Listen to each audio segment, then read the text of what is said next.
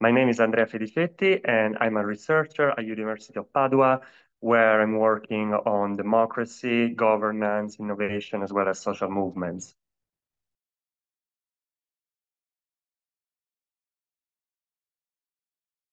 When it comes to participatory democracy, there are quite some challenges in terms of inclusion.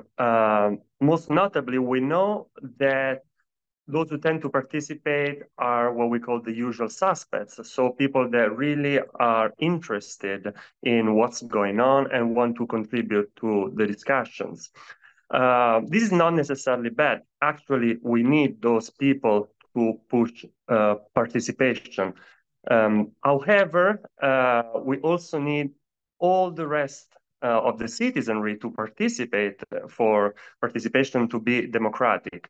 One way to redress the limitations of participatory democracy in terms of inclusion is having more deliberative forms of participation, which usually are which usually they include moments selection by sortition. So that means that people are randomly selected in order to represent a universe of reference similar to the general population. So we have a mini public that is in small. We observe the same composition that exists in the broader society. So that way of conceiving of inclusion has many benefits. Nevertheless, sometimes we might need quotas in order to give greater role to groups that tend to be otherwise marginalized. And these groups are very difficult to reach, yet we need to have them. The problem here, I think, with inclusion, it's not as much as a problem of participatory or deliberate democracy. The fact is that inclusion is a societal problem. And so we cannot expect mini publics or participatory devices to do the whole job of democratic inclusion.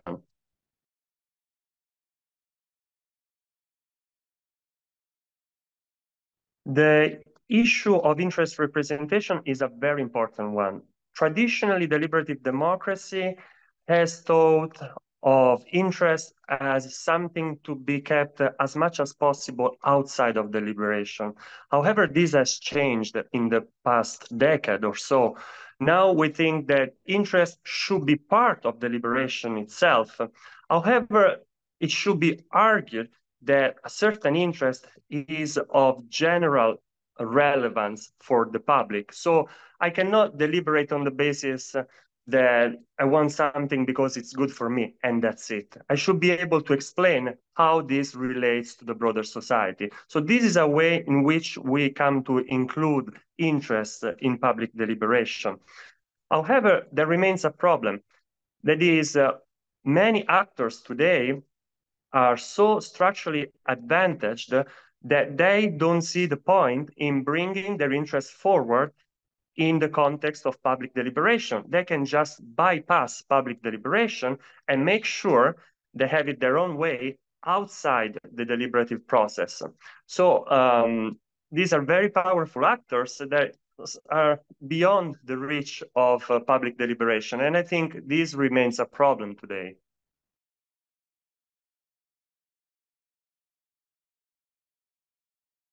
When it comes to the most marginalized and underrepresented groups in deliberation, I think we should start by thinking who are these groups within society at large first, and then we make sure to include them. I'm saying this because it depends on from case on a case-to-case basis. So depending on what we are deliberating about, some groups will result as more marginal than others. And so we need to make sure that they are included in deliberation. But marginalization is a societal, it's a structural problem. So we need to observe first society and then make sure we identify the right groups that we need to have on board when deliberating.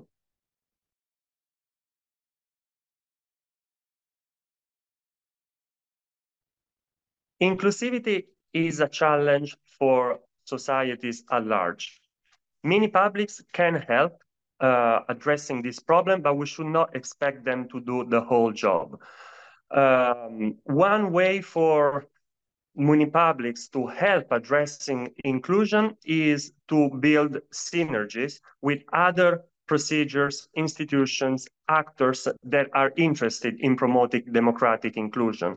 However, we should not expect that mini-publics by themselves can address the problem of exclusion in our society. So it's very important that when we think of the problem of inclusion in regard to participation and deliberation, we have the broader picture in mind and think of these devices as instances that can contribute to solve the problem, but not by themselves.